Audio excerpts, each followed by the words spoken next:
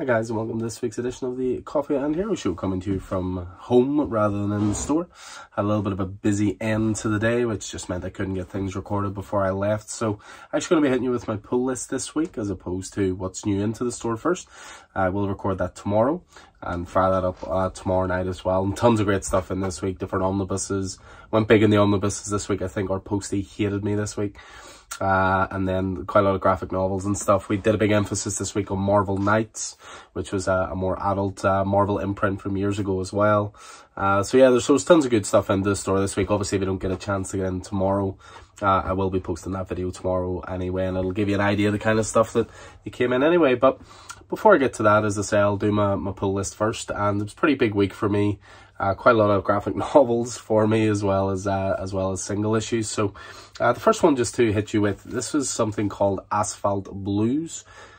Now, Asphalt Blues is from a company called Humanoids. They seem to focus more on European creators, and there's some really cool looking stuff. So this one comes from Jawun Saloon, and it's a complete story. It's not one of these, here's the single issues, the collected edition later. It was done as a graphic novel. I had it on the board ages ago as part of the previews book because I just thought it sounded really, really cool. So keep an eye out. I'm going to start doing some short reviews as well on this channel, as well as the preview stuff of what's coming in and things like that. And I'm definitely going to be doing an upcoming one on this, so keep an eye out for that. But undoubtedly, the biggest graphic novel for me this week is the latest Reckless book. So Reckless, The Ghost in You. So this is Brubaker and Phillips, of course. We're now up as far as the fourth Reckless book. These come out every 3-4 months, thereabouts, and they're always just absolutely superb. Top tier storytelling from two absolute masters of their craft. And again, might do a wee video just on Reckless in general, and maybe even just the body of work from Brubaker Phillips. And I could easily read a lot of my collection for that, because, you know, I have a combination of single issues and graphic novels from those guys. Moving on to the single issues, I mean, a big one this week definitely is BatCat number 11, so penultimate issue from Tom King, Clay Mann. Just look at that cover, absolutely gorgeous. I may have already read this, because of course I have, and it was great. Just one issue to go. And as I say, I'm looking forward to a reread of this series once it hits graphic novel. It's certainly had a bit more of a stop-start release schedule compared to some titles. But I've personally always stuck with it, always really enjoyed it. Issue 10 for personal reasons, of course, but issue 11 is this week. Next up is another return of a great title that I'm a huge fan of, which is Farmhand. This is from Rob Guillory, who of course was the co-creator and artist on Chew with John Layman, but he's went out on his own with this one, and it's at issue 16. Issue 15 was considered the midway point, and it was going to be a 30 issue series, so it's been a little while in development. I know Rob Guillory put a couple of tweets out talking about wanting to get ahead of the game. Obviously, writing and drawing, he wanted to make sure that it didn't suffer from delays once it came back. So, obviously, feels comfortable enough being ahead at issue 16. We do have the first 3 trades in the store if you're looking to get caught up on it. But if you're looking to jump in the single issues, that's issue 16 this week. Another store favourite, 7 Secrets, of course, from the great team of Tom Taylor, Daniel Dinacool on art, Walter Baiamonte on colours. We're at issue 16 of 18 now, and I'm not ready for the series 10 because it's just so good. But at the same time, I'm really looking forward to seeing how it ends.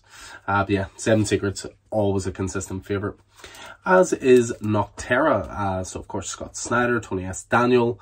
Great stuff from beginning to end. Sci-fi, horror, adventure, world building, great art. This has everything, really engaging characters as well. This is definitely one of Image's best books I think they're putting out at the moment. Of course, first trade is available, which is the first 6 issues. Then there was a Blacktop Bill special one-shot, and now we're hip deep in the second arc. Next up for me is a DC Black Label oversized premium plus bad boy. This is Suicide Squad Blaze. This is one that I get into predominantly because of the creative team, which is Simon Spurrier and Aaron Campbell, who of course did a great run on Hellblazer. Cut short, and it's criminally cut short in its prime, unfortunately. But I really dug the first issue. There's very similar tone to James Gunn's Suicide Squad. I recently finished off Peacemaker at long last. You know, welcome to the party, pal. Really, really enjoyed that. So I'm ready definitely for some more adult-orientated Suicide Squad goodness. Next up, we have Flashpoint Beyond. So this is definitely one of DC's biggest releases this week. This is bringing back the Flashpoint world, which, if you're unfamiliar with the history of comics, Flashpoint was a event done by DC Comics when they didn't scrap the original continuity, but they sort of changed it through this event called Flashpoint, where Barry Allen went back in time to save his mother, but that set off the classic butterfly effect. Things changed. One of the most famous things, of course, was the creation of Thomas Wayne as Batman, Martha Wayne as the Joker, because it was Bruce who died in that alleyway, not the parents. And that set up the New 52 universe. And then the New 52 was a good 4 or 5 years from DC, and then they went to Rebirth, sort of brought it all back together, and then Infinite Frontier, which sort of shows that everything happened. So with Flashpoint Beyond, what's great about it is original Flashpoint creator Jeff Johns is back on this. Eduardo Risso is on board for the first issue, certainly. I think it might be a rotating artist with the series itself. But Eduardo Risso was who drew Flashpoint, the Batman Flashpoint, which was called Knights of Vengeance. And again, focused on that fantastic Thomas Wayne-esque story, or Thomas Wayne-centric story, which I only read again the other day, and it's absolutely brilliant. So, looking forward to tucking into this. So, this is your issue 0. I would imagine there will be quite a lot of heavy lifting with this, quite a lot of the world building to remind you of what happened with Flashpoint. And then the series will begin in earnest with issue 1. Next up, we have Sandman Universe, Nightmare Country. So, this is one, so part of the Sandman universe. This is apparently the only thing that would have brought James Tynion back to DC, outside Nice House of the Lake, of course, was to get to work on Sandman. Now, I haven't read all of Sandman. I'm a volume deep in it. I've been reading the Absolutes, and I'm a little bit behind, obviously. So there's a part of me doesn't know whether to jump into this or not, simply because I don't know if it'll have throwbacks to stuff that's already happened in Sandman. I don't know if it's completely independent. The fact that it's got Tynion's name on it is enough to intrigue me. And I'll definitely give the first issue a read, but I'll judge it after that, I think. But definitely give issue 1 a go. Pardon me. Next up is Superman, Son of Kal-El, number 10. I've already read this as well. This is one that Tom Taylor promised some big situations happening in, promised some big revelations. And I believe it's Cian Tormey is the guest artist on this one. Knocked it out of the park. Every bit as good as John Timms, who does the main series art. But yeah, there were a couple of big revelations. There's a couple of big moments as well. Certainly a massive moment between Lois and her son. But there was also some great investigative stuff in this. There's some brilliant Lois Lane stuff in this especially. And the cliffhanger is quite intriguing as well. Next up, we have Elektra 100, which is an anthology tale of sorts. It's celebrating 100 solo issues featuring Elektra. With this one, you've got a pretty cool lineup of talent. You know, you've got Ann Nocenti working on this. You've got Declan Shelby, of course, working on this. I know Declan has talked about he wrote a Daredevil / Elektra story in this, and he considers himself an actual official Daredevil writer now. So again, just a one-off, one-shot. And I look forward to tucking into that. Next up, we have Venom number 7. So this is bringing sort of to an end Ram V's first run on the title, so to speak. Obviously, the title's set up in a way where Al Ewing writes some, Ram V writes some. Ram focuses more on the Dylan side of things, and then Al Ewing focuses more on the Eddie, you know, space age type of stuff. And this is the end of Ram's more Dylan-centric arc. And I know Al Ewing will be writing the next few issues as well. I think it's taking a little while to get going, this series, but I'm really, really digging it now. I think it's starting to find its stride. It was inevitable after a highly regarded run such as Donny Cates and Rand Stegman's run that it would maybe be hard to follow that. But I think they're starting to now, and I'm really, really enjoying it now. Also, keep an eye. Tomorrow there will be an announcement of some kind. Might be Venom related. Might not be. Certainly store related. Leave it at that. Next up is a new horror title. This is from one of the masters of horror in the comics industry. Of course, responsible for 30 Days of Night, Mr. Steve Niles. And this is a new series called A Town Called Terror. The artist on this one is Simon Kudransky. I recognize him predominantly from, I think it was a Punisher series he did not too long ago that I rather enjoyed. And any horror series I will always give a chance to, especially if it's involving Steve Niles, as I say. Next up from Dark Horse, this is a new series. This looked great in previews, if I don't throw it on the floor, that is. This looked great in previews. It's a series called Breakout. I can't remember an awful lot about it. I think it's a future set sci-fi series. Looks to have a pretty big cast on. Zach Kaplan writing, Wilton Santos there on art.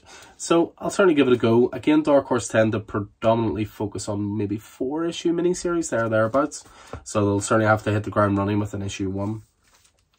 Next up is another anthology. This is one called Image. It's essentially a 12-issue year-long celebration of Image Comics. So it's celebrating 30 years of Image. But what they're doing in this is they're showcasing some upcoming titles. They're doing some stories set in classic Image titles. And it's, again, a who's who of different talent working on this. The main one that has my attention in this first issue is Declan Shalvey is showing off the first look at Old Dog, which is his upcoming creator-owned series. He's writing and drawing. But you've got Jeff Johns working in this as well, Scotty Young. You've got a who's who of top-level talent who work at Image Comics these days, contributing to that. Next up, Joe Hill's Reign. So we're up as far as issue 4 now for this End of the World series. David Embora, of course, he of Kanto, is the one adapting it for Image Comics. Zoe Thorogood is producing phenomenally good art in this as well.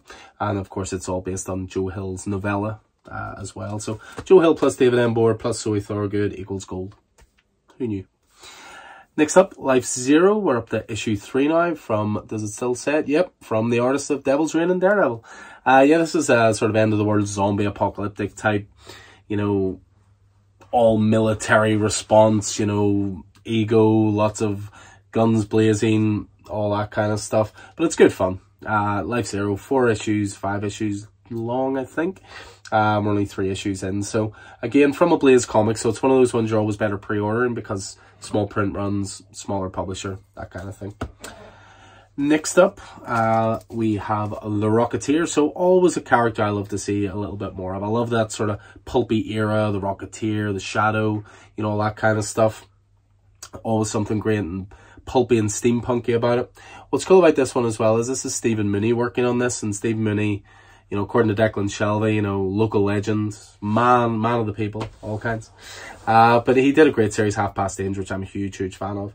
And therefore, I'm looking forward to seeing what he does with The Rocketeer. A bit of a random one to finish that I don't know an awful lot about. This is from Vault Comics. It's their horror imprint called Black Caravan. It's from a creative team, Yuri Kernev and Natalia Zaravanukova. Kovia.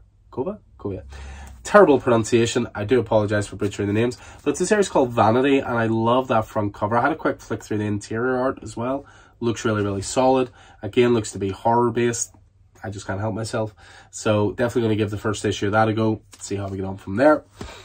And then to finish off, there's one big bad boy that I have been waiting quite some time to come out that I'm a huge fan of. The omnibus of this for a long time was out of print. It's back in print. We've got extra copies in the store. I can't recommend it enough. It's one of the best things DC have ever put out, in my humble opinion. It's from the team of Ed Brubaker, Greg Rucka, Michael Lark. I mean, that creative team alone should sell it. It is the omnibus for Gotham Central. And look at the size of that. Gotham Central is a multi-Eisner Award-winning series. It ran around 40 issues or so. And it was essentially all about what it was like to be a cop in Gotham. You know, what's it like to try and do your day-to-day job of upholding the law when you've got this bat vigilante running around trying to do your job, saying he's better than you, where you've got these killer clowns running around, you've got these guys setting traps and riddles and, you know, a cat burglar and all this kind of stuff. So it's all about how you maintain your sanity, maintain relationships, but also try and uphold the law. It's one of the best things I've ever read. It's when Gotham, the TV show, was first announced, that's what I thought they were going to be based it on. So I got really excited. And then, well, Gotham was not that. So for better or worse, depending on your point of view. But yeah, can't recommend it enough. You know, it's a $100 omnibus. So it's around 90 quid thereabouts. Worth every penny. Works out about £2.20 an issue or something. But it is some of the very best adult written, just fantastic stuff. Can't say enough about it. And again, I'm playing around with more and more ideas for different YouTube videos, whether it's classic runs or reviews or things like that. Gotham Central is high on my list because I'd love another deep dive into it and a good discussion about it. So Gotham Central Omnibus also out this week. So yeah, so that's my pull list this week. As I say, there will be another video hopefully going up tomorrow, which will be the stuff that's new into the store. I'll try and record that tomorrow morning before we open. But yeah, all pull lists are ready for the week. Again, that's just what I'm reading. There's other stuff out this week. You know, there's Star Wars, there's Star Wars Darth Vader, there's all kinds of stuff. Just not on my pull list. So as ever, I hope this proved useful, guys. Again, anything that catches your eye, catches your attention, drop us a message. We'll always get you sorted.